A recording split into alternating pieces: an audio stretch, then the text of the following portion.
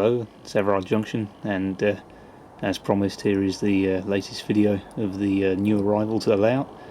Now, none of you know what this is yet, so I shall now reveal what we have.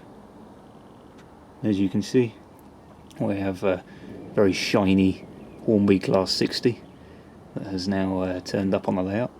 And before I continue to show you a look around it, I've been playing with the static grass a little bit more, and I've made these sidings down the side of the TMD much more overgrown. They look really good. And the 60 makes the perfect model to put it in the sidings and see how good it looks.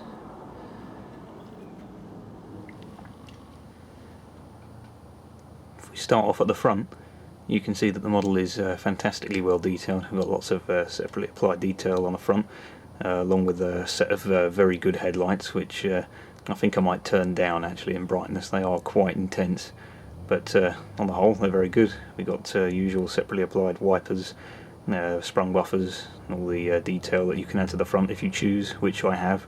The other end has a KD coupler on the end of it for pulling the train. And it really does look like a very nice model. This is probably one of the best models I've bought to date.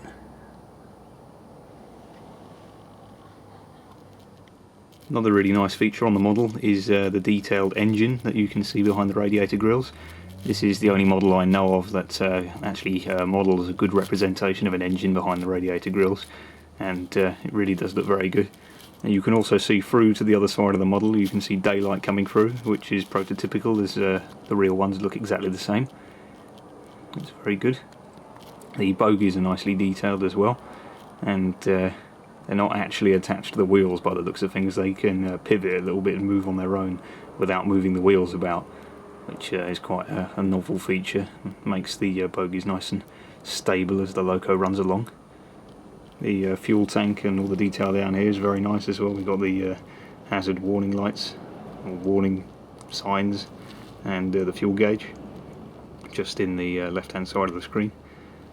And you can see this particular 60 is in the rail freight petroleum sector livery that it would have been painted in when it was brand new in 1989-1990.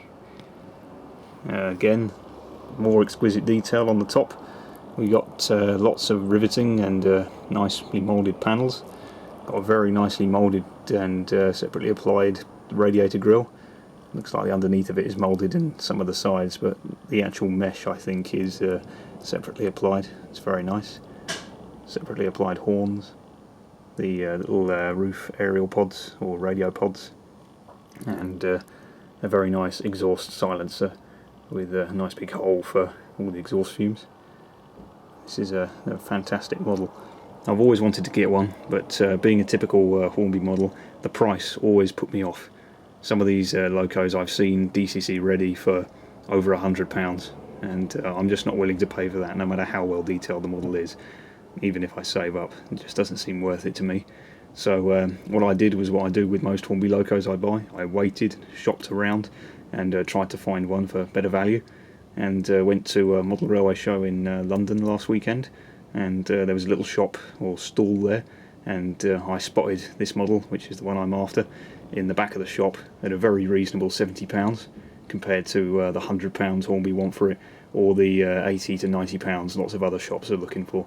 So I quickly snapped that up and bought it off him straight away, and have brought it back to the layout and chipped it with a 8-pin Bachmann decoder, which I find to be a little bit more reliable and robust than the Hornby decoders.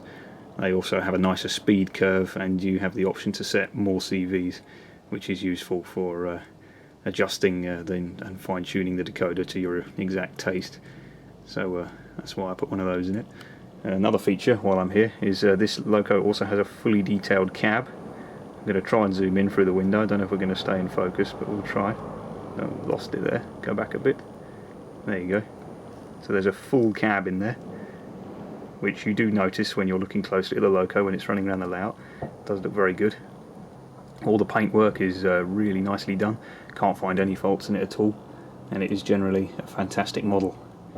So what I'll do now is I'll pull it out of the yard and attach it to the 8 Bachmann TEA tank wagons that I bought to go along with this model. The tank wagons are from Hatton's, and all of them are exquisitely detailed and very well priced. So I hope you enjoy the running videos.